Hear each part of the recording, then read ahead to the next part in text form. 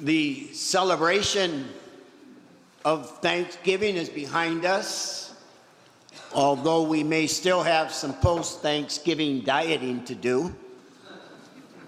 Black Friday has gone by, Cyber Monday, and yet there's an incessant holiday commercials that still plague us every day in the newspaper and the net, on TV, radio. And so our time and energy at this time of year naturally is focused on preparing for family gatherings, having preparations made for special meals, for shopping and gifts, and of course, for holiday decorating. All of this is part of the season. It keeps us busy. It keeps us running in many different kinds of directions. And there's only a danger in that in that activity, we might miss what's truly, truly important. Not intentionally, but it can happen. There's a young naval officer who is working his way up the chain of command in the Navy.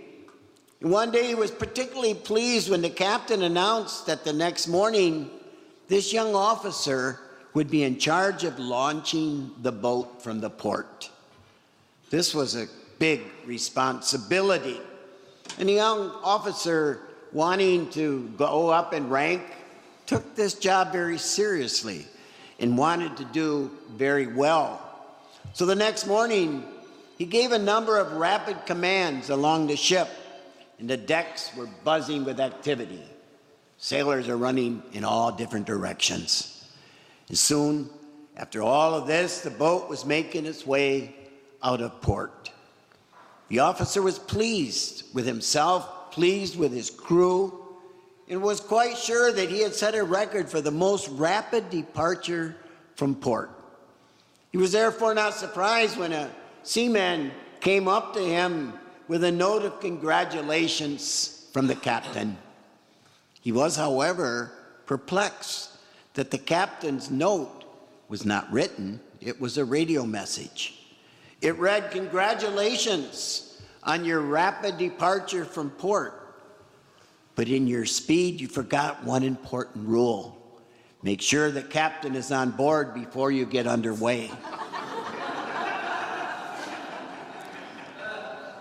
One way that we could read the gospel today is to hear Jesus telling us, don't forget the captain. Stay awake. Stay awake to life, and stay awake to what really matters in your life.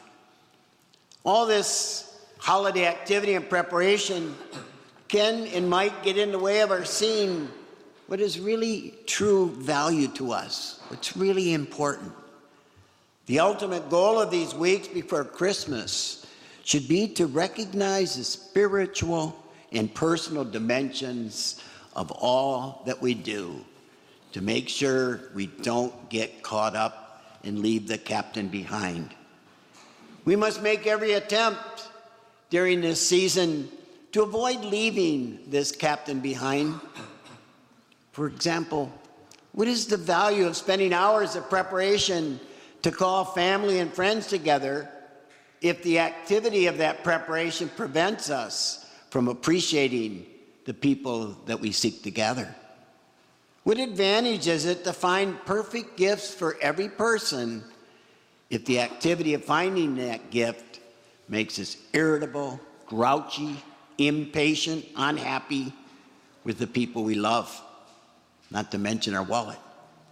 What is the ultimate importance of checking off everything from our holiday list if such activity blinds us to the moment of grace that God will place in our lives?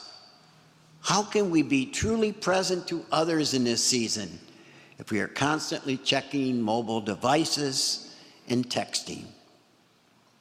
Although we speak of Advent as this time of waiting for Christ's birth or his coming in eternal glory at the end of the world, the reality is that Christ is with us.